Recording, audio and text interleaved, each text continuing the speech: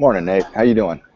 Good, Brian. How you doing? Good, man. Just, getting by, getting by.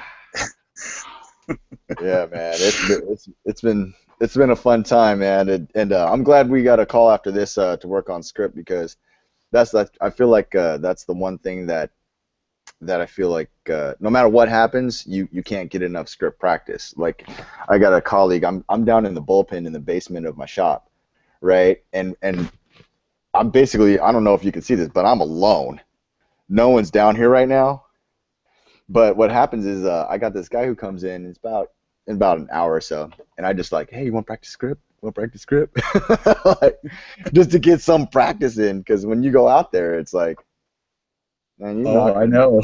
you know what I mean? Yeah. It's I like, hey, mean, that's, you, that's a, you got to be right. You got to be, handy on your feet and quick to respond to, all the objections, the types of people that are, uh, responding to your door knocking, and it's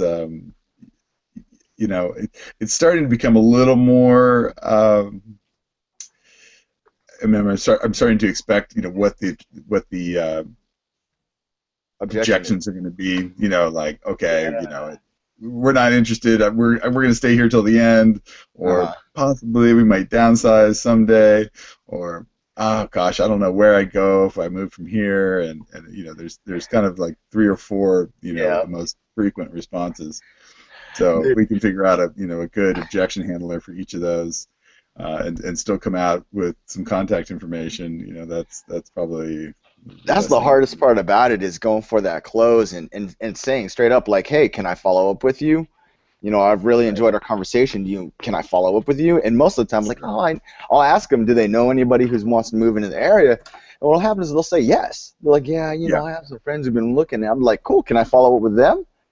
Yeah. And they're And like, no. I'm like, can I follow up with you? Can I call you? Like, they're like, no. I'm like, oh, okay, and well, that and that's when you just need to keep track of them and then keep going back. 3 months later, knock on their mm. door and just establish that relationship with them. There's been a couple of those where I've been like, and I've been using Spotio and not using Spotio. The hardest part about it was choosing a great farm, like Yes. a good solid farm where I could really focus all of my energy. Because if you read our MREA and you read the one thing and you read all those books, it says like the more and more we focus on that one particular area, the tighter it will become. And I was cruising around, and I was looking at these. I did an open house. I door knocked my open house. I Yep. door knocked another area that I thought would be okay, and I was like, Yeah. I don't like it. It doesn't feel good to me. And I finally chose one downtown Vancouver, basically. Yeah. Like there's this area like probably about I don't know, probably about 60 square blocks that kind of is the core of Vancouver.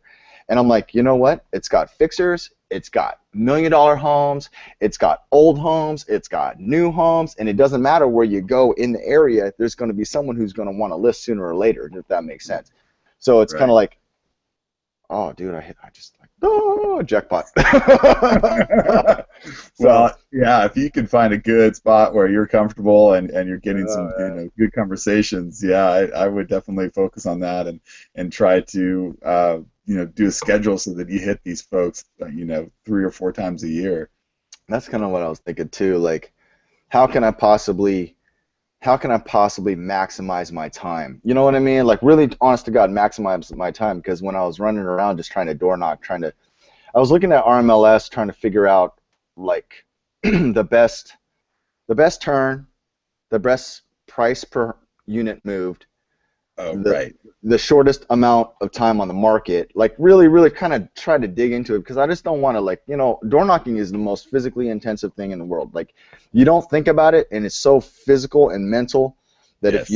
if you don't just kind of focus your energy and go, hey, this is where I want to be. I was getting exhausted every day, man. Oh, yeah. I was Totally going agree. out. I knocked 30 doors and I'd be like, and I didn't get it because I'd never experienced anything like that. Yeah. So now that I kind of I averaged it's about 16 homes per block. If I can Yep. cover 3 blocks, you know what I mean? Three, Yeah. three, 4 blocks on a good day and just get them just really focused hard, and then it takes about an hour, hour and a half. Then I can feel good about my day and go, okay, Yeah. Yeah. good, this is good. I'm glad you're feeling the same thing, man. Oh yeah, no doubt. I mean, I'm working with 80-degree weather, and I've got hills. I'm dealing with hills, you know. So I could totally relate to the exhaustion part of your experience. Although, you know, I keep on thinking a lot of these other agents are, you know, they're doing the lead gen for their sphere, and they're doing the internet leads, you know, all the things that we're doing. But, you know, I don't know any other agent that is actually actively door knocking consistently in our town. So I Oh, have to there you go, believe man. that. I have to believe that that's the disruptor. You know, that's the going to be the disruption that we're going to Separate create. you, separate you from your competition, man. And that's kind of, and go ahead. Yeah, and that's listings, and listings are going to lead to, you know, to buyers and, you know, other leads, and it's just that's the one thing, you know, that we need to focus Yeah. on. Well, and How, how much easier is it to connect with those people when you're in front of them as opposed to just on the phone or via through mail? I feel like your conversion rate must be so much higher when you're door knocking. I agree. I mean, we've gotten, you know, it's been a year that we've had SmartZip, and I've oh, probably connected with maybe 3 or 4 people. Yet they're in my database, and I'm kind of calling them and emailing them. Yet some of the relationships I think I've formed by door knocking are even more powerful than mm, those people that have been, you know, that have been seeing my postcards, you know, once a month for the last year. mm. I found that too. I mean, it's easier to have a conversation with somebody when it's face to face, but the hardest part is going through the 30 doors to get that one, because you're Yeah. having this, like, it's like you're getting bombarded by so many different personalities, Yes. and trying to stay on top of script while you're going through 30 doors and trying to memorize, not necessarily memorize, but make sure you note who that person is, and Yes. making sure, you know, we can build a relationship. And but that's part of the follow-up thing. Like I like how you talked about that, because that's one of the things that I haven't looked at it that way quite yet. I'm not quite there. I'm still practicing script to be comfortable with it. Uh-huh. And so, you know, it's getting to the point where I understand that the work that I'm putting in now will pay long, just Yes. because of the fact we're out there actually doing it. You know, I'm not gonna lie. Calling is easy. I love calling. Calling is so Mhm. easy. You can pick up a phone. It's right. You're really comfortable. You know. Right. But the thing is, like, when you go out and you get out there and we end up talking to these people. You know, it's hard to. It's tricky to get past the apprehensiveness of the people who do not appreciate you, or I guess you could say advance. Um, but Yeah, you're vulnerable. You're yeah, vulnerable out there. dude, you're going out there and it's like, whoa, you're not. Hey, but I'm getting over it. It's good. It's a good thing. Yeah, It I mean, you know, for me, I don't have. There's not a ton of, you know, in my kind of community, there's not a ton of expired listings. There's not a ton of for sale by owners. So really, it's like door knocking is, you know, kind of like Sarah was saying, it's the most efficient way to get out and talk with sellers are you? and create those relationships. Oh, Uh, oh, sorry. Go ahead, Brian. no, I was gonna ask, where are you, Nate? Are you Southern Oregon? Are you in Salem, or are you in like the Uh, Southern Oregon, so you like know I've Medford, got Lima? Ashland, Medford, and yeah, those are the two. I live in Ashland, so it's kind of a small town of 20,000 people. So Yeah. the price ranges is probably, you know, 350 to 400, and you know, and I've got a good farm where I've run the numbers. You know, there's a good turnover, so I've got Yeah. it all kind of, and you know, people are a little bit more approachable here in Ashland because it is a smaller town. You know, it's a little, you know, there's no kind of fear of you know, security necessarily. It's Open pretty. screen doors is what I am. Yeah, exactly, You know, exactly. A lot of people like open their open doors, and doors. You know, here exactly. it's like when I'm walking around, because I'm in kind of downtown Vancouver. It's kind of like so Vancouver would be considered like Portland was about 15 years ago, slower. Yeah. We got one main street downtown. It's got like small row shops, single story, no retail, no condo retailing, nothing like that. It's not like Portland. It's more like Right. just slow still, slow still. So people still are still a little more generous. But what's happening is because Portland is growing at such an exponential rate, we're getting a lot of overflow, Uh, lots of Gotcha. overflow, and we're getting a lot of riffraff now when you walk downtown because, well, Washington marijuana is legal, and it's Oh, right. yeah, Main Street marijuana is like dead in the middle of my farm. So I'm like, but you got to kind of just, hi, my name is Brian Wall with Experience Vancouver, a real estate team with Keller Williams. Like just get through it. But yeah, man, I feel you. It's a good thing, and I'm glad to hear that you got your farm, and I'm excited to really focus on my farm and just Yeah. hit those blocks, hit those blocks, hit those blocks. And I figured, what's your conversion ratio? Would you say? Oh gosh. I think it's like one as You far could be as getting contact information. It's probably 1 in 10. okay. That's good, man. That's good. I'm Yeah, I'm about one, and contact information is hard, dude. That's it is. it because it's how you say it too. That I've noticed because I say that I use follow up. Do you mind if I follow up with you? And people don't like that word. Is what I'm finding here. It's something about follow up. So I'm gonna try and change my script to the. I've really enjoyed our conversation. Would you mind if Would you mind if we continued it? Yeah. Or can I have your email information just to send you some information, or something like that, to where I can go with a direct close versus the word follow up, because it's not working. Yep. Yep. It just Well, doesn't. that script I sent you, Yeah. that's from Josh at the Portland office Hmm. and Chris's office, and he's getting 1 in 5 with that script. Okay. So I'll stick. every fifth door, he's getting the contact. So it's That's really good. it's you gotta do what's comfortable and what works. So Yeah. and I'm sure with experience he'll say, okay, well this isn't quite working. Like you just said, I'm going to try tweaking it and see if something else might work. So Yeah. there's going to be a small variation for folks, definitely, and that script I sent you is kind of a hybrid between Mhm. what Chris has got going and what Josh has. So Dude, um, I printed out both. I printed out uh, both because I started recording myself yeah, because like working on my pace and my tone, like like the delivering it without it sounding rushed. Does yeah. that make sense? Like, I don't. Hi, my name is Brian Wall with Experience Vancouver. I'm just end up stumbling through my stuff versus like, hi, my name is Brian Wall with Experience Vancouver. Nice to meet you. Slow it down. Slow Oh, it I down. had the same. I had the same thing where it's like you feel like you've got a short, window of opportunity to speak with these people, and you just want to get it out as quickly as you can, not to bug them. Yet, I think when we do that, it's doing us a disservice because Yep. they're going to most likely shut the door just that much quicker.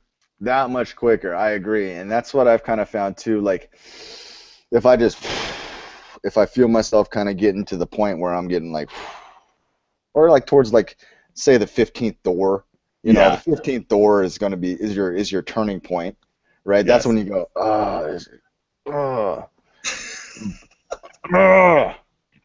I was like, like you get mad, and then but after the 15th door, I found that if I breathe and just kind of, I'll take out the script again and read it again on that 15th Yeah. door, just kind of Yeah. reset myself, get ready for the next 15 on the next block, Yeah. and just, hi, my name is Brian Wong with Experience Vancouver, and figuring it out that way versus taking it block by block, you know. Right. One of the coolest things that I've read, a great analogy that is kind of helping me is the telescope versus a microscope view. That, like, everybody's got that telescope, where MREA says, I want $1 million. I want to net 1 million. But in Right. order to get to that 1 million, you have to use your microscope and go, well, how am I getting there? Right. And that's how come, like, with this script, that's how come I was really animate about getting a solid time where you and I can really just sit down and just, what's working for you, man? Like, what are your Yeah. tips? What's going Yeah. on? How do you feel? What's your most common objection? What Yeah. what words are you using instead of follow up? That's a great start for me. Right. You Yeah. know, like any of those little things where you and I can bounce tips off of each other and be like, what worked for you this week? Because this script right now, I could tell you the one that you sent me, I gave, Uh-huh. I'll be honest, I gave it to my buddy back here, and he went out and did an open house with the script similar to it. Dude, Uh-huh. he closed a listing, a listing to buy, and a buyer. 3 off the script. No joke. Wow. And he didn't do anything prior to me giving the script to him. Right. It was awesome. So it works. It works. And now we just got to make sure that we transfer what we do to that next door and have that 30-second conversation in the comfort of their porch. Right. And I mean, I've had some wins where I've, one gal, it was a duplex, and they just moved back in, and they're like, yes, we want to sell, but we have to be here for another, year or so until we can, be here 2 years so we can, avoid the taxes. So I got her info. Another gal, is clearly she's, having to rent out, rooms in her house because the mortgage is too much. So I got her contact info. Another gal said, oh, no thanks. And then, I think she saw me kind of go up and down one of the streets like twice, and she's like, you know what? But would you like a cold drink? I'm not interested, but would you like a cold drink? That's so fair. I mean, there's definitely I'm meeting some really really nice people out there, and those are the wins that that's you can cool, take away. They keep you keep you going. Yeah. The world is still a good place. The world is still a good place. Yeah, and again, it's bringing that that contribution, trading something of value for their contact information. Like I'm using the buyers are looking in your neighborhood right now one. Yes. And I like the idea that on this particular script it says the reason why I came by is to give you a free home value estimate. You may be surprised to see how much your home is worth on today's market. Right. And I think that's a great line, and it gives them value like right in the beginning. That's what I loved about it. Like there was no script involved. It was just straight up like, hey, do you want value? If you don't want value, I completely understand. And it's okay because this is information. Do you attach your card to the bottom of this, or do you just let the flyer do the talking? I think the flyers pretty much has everything on there. Although I'll have to say I haven't, not many people have gone onto the landing page and registered in my experience. I haven't had that many people, because I'm assuming, that they'll just log on and it'll come through Follow Up Boss, but I'm not seeing that. So I think, Sarah, does it get fed to the ISAs if we close them on the My Valuation Now one? Yeah, it would go to the ISA first. Okay. But it would also go directly to Follow Up Boss. So we may not be seeing them right away. So if someone comes on, okay, that's good information. We may not see them.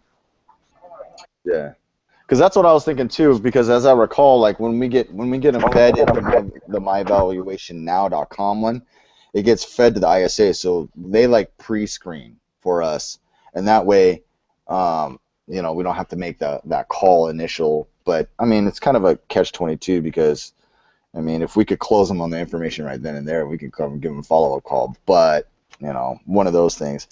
Are you getting a lot of leads from the My Follow Up Boss fed to you right now, like from the ISAs, or are you just most of the time doing the doors? Are you getting all your leads from the doors? That's a good question. I probably get 1 or 2 ISA appointments a week, I would say on average, and then there's Boomtown too. I mean, I guess a lot of them come through Boomtown. So either the ISAs kind of reassign them to me, or I just the other source is is door knocking and then sign calls. Oh, you 'Cause I getting do lost. have a few listings. Yeah, I still have Oh, a few good. listings out there, so that helps.